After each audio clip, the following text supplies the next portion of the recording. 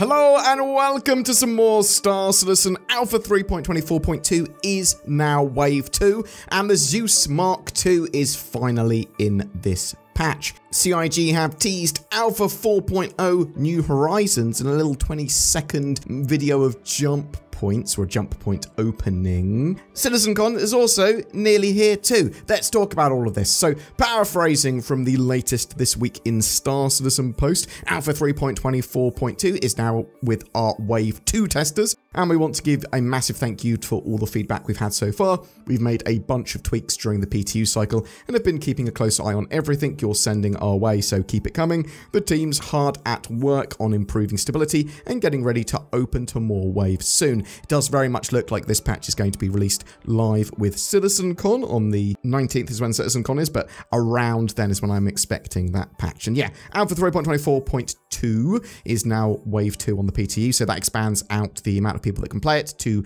some more concierge tiers and some more active bug reporters and testers. The Zeus MK2 ES and CL versions are in this patch. That is a really popular ship. I will do a dedicated tour of these with a bit of a ramble about them as I wander around them. CIG did confirm that Zeus MR owners, which is the version that's not yet out, would be getting a ES as a loaner when the patch drops to live. We don't know when the MR is going to be out. It's going to be in a future patch. These are supposed to be suitable for 1 to 3 crew, the Zeus MK2s. It's going to be interesting to see how this evolves with multi-crew changes and engineering coming in 4.0. We know things like the Corsair have become much less solo-friendly, but the Zeus MK2 potentially is supposed to be able to be a relatively soloable ship. But it looks like CIG are obviously, they've got all the engineering gameplay with components getting damaged and fires and that sort of stuff happening, but also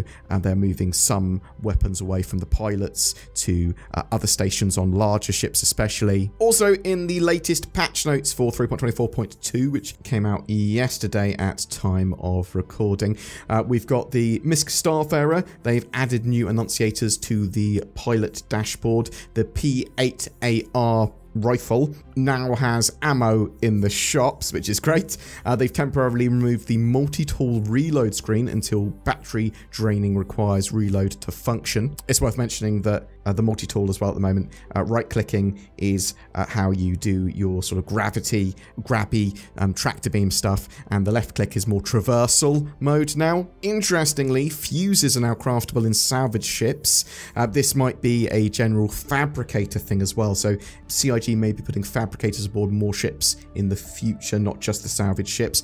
And we'll certainly be able to have ships with fabricators, bases with fabricators, and different scales and size of fabricators, but maybe it will be an item or module that we'll be able to put on lots of different ships. A level of crafting in Star Citizen. We know it's going to be a thing, but we just don't know exactly what forms it will take and how ships will make use of it and what ships can make use of it. There is a major issue with the patch, and that's, although it's a low chance, obviously it sort of compounds the more times you do it, you can't initiate quantum jump sometimes, and you have to deallocate all your power to all your other systems in power management and then reallocate it to the quantum drive and other systems, sort of manually turning it off and on again. So there's obviously a ton of other features in 3.24.2. It's built on the 4.0 code base, but there's the new caves, there's the character customization stuff, there's all the new MFDs for all those ships, various balance changes. The Good Doctor map is now a flyable map rather than just an FPS shooter map.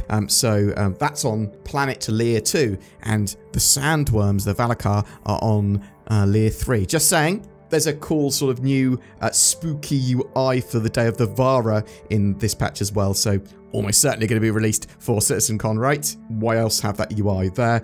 There's also an elevator in Arena Commander on the UI screen before you start, with your ship coming up and down. It's no longer super noisy either, but I just thought that was a cool little touch. CIG continues in This Week in Star Citizen. On the Alpha 4.0 front, the team is making solid progress and is looking forward to releasing to Eva Carty. More news on that later.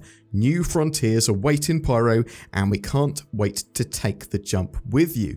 So, with that in mind, there was a teaser on Twitter, on the Star Citizen Twitter. The video they showed was of a jump point opening But that might not be the Pyro jump point. And the reason I say that is because it's less orangey than the Pyro jump point that we've seen previously. So this could well be Nyx or another system. So we know that Cloud Imperium have worked on Nyx, and we know they've worked on a variety of other systems as well, like Odin's system. But this could also just be for media purposes, or they changed the way it looked, stuff like that. As in also pointed out to me that the intro to jump points inside Star Citizen they did with a load of these jump points sort of things being shown didn't have the Pyro orange for some of the jump point openings. So we'll have to wait and see. There's lots of speculation around this. Whatever though, we are likely to learn more about this and homesteads and much more at CitizenCon at the end of next week. CIG continue. Again, CitizenCon is just 11 sleeps away, and the team could not be more excited to see you all in Manchester. Connecting with the community in person is something our team looks forward to every year, and with this year's event being hosted just down the street from our largest studio, there will be no shortage of CIG in attendance. For those of you who are hunting for more information, please stay tuned. We'll be releasing the full presentation schedule and details very shortly. So I believe this is going to be by the end of this week, but we'll have to wait and see. And for those traveling from afar, here's a tip. Don't wait until the night before to pack. Don't be like me. Either way, we'll see you there. So I'm gathering questions for CitizenCon stuff. If you want me to do anything particular at CitizenCon, if you want me to try and hunt down particular devs or ask particular questions, please tell me on my Discord. Also, if you're going to be there, we'll be arranging some stuff again. There's a CitizenCon section on my Discord. CIG also reiterated it is totally fine to rebroadcast CitizenCon on your channel. Have fun sharing the event with your community. I'll be doing loads of videos on CitizenCon as soon as I've returned from the actual event as well. If you want a recommendation of watching it live with someone, either watch the actual main live broadcast or go and watch it with Level Cap and Salty Mike. I know they're doing one, and I personally like their content. But you don't have to. You can watch your favorite content creator.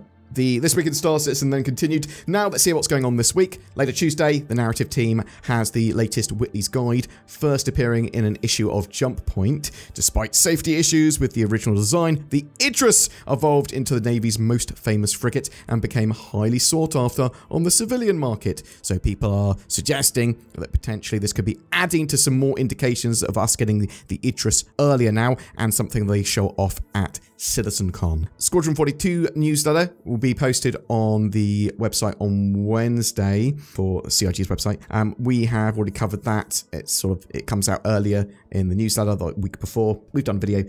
Rest of the stuff from CIG is kind of on pause for Inside Star Citizen Live until after CitizenCon, though you will still have a newsletter from them each Friday. And obviously at the moment we've got Day of the Vara going on with the spooky kill collector stuff and those cool masks in game that you can find, and if you find them you get them added to your account. A load of skins on sale, a load of ships on sale that are spooky. I think the new skins are cool looking. I'm not sure if they're my cup of tea, but tell me what you think in the comments below. Are you getting involved with Alpha 3.24.2 on the PT at the moment? Are you enjoying the sort of Day of the Vara stuff? Oh, a couple of dev responses actually. So Zach Priest was talking about traversal and sliding in FPS and said the slide is still going to be coming, but it's been deprioritized. They're going to be working on some other stuff, but it will definitely be coming in the future. It won't be silly slide cancelling stuff either. You won't be able to fire your weapon during it. It's sort of used to get into cover. I believe this is also a thing for Squadron 42. And some players were having issues with buyback tokens. So these are the tokens that CIG gives every quarter so that you can buy back a ship that you'd previously melted with store credit. And CIG said, if you don't already see the token in your web hanger, don't worry, they're going to be rolling these out throughout the day, but this may take some time. So there were some issues with it. They should be solving it. Boom! That's it for your updates today. Please tell me what you think in the comments below. Listen to this gentleman that's about to speak about getting NordVPN. And yeah, comments, tell me stuff. Click the links. A very long time ago, in a galaxy far, far away, CIG had taken over the development of NordVPN. And at NordCitizenCon, the yearly Nord FanFest, they were releasing their first game, Squadron Nordy 2. It's amazing, and it would truly revolutionize the FPS industry. Then I woke up and realized that NordVPN is already great and released, and it doesn't need an FPS module, it's a VPN. And you should get it now, links below, discount, helps channel, read bullet points. Every month we have a ship giveaway. For October, it's for a Drake Corsair with a game package and lifetime insurance. All you have to do to be in for a chance of winning that lovely Star Citizen access and ship that can be used for exploration, but it's also this cool little multi-role, multi-crew ship. You just need a comment on any of our videos made during October. That will go into the hat. It's not a hat, it's a spreadsheet. It goes into that, and then a random person is chosen. With the addition of Alpha 4.0 and Pyro, there's going to be tons more to see and explore. The Corsair is perfect for that. Good luck. Please consider supporting the channel as well. We've got the join button under our videos that will make you a channel member. That goes a long way in supporting the channel, as does becoming a Patreon. It's pretty much the same thing, but for different mediums. You can also like, comment, share, or sub, things like that. That all helps with the channel hugely. We are also gathering questions for CitizenCon, so chuck those in the comments below as well. If I find any appropriate devs, I will ask your question, or I will probably amalgamate lots of questions together and make them more concise. Thank you so much for your support and watching, and I hope you have a great October.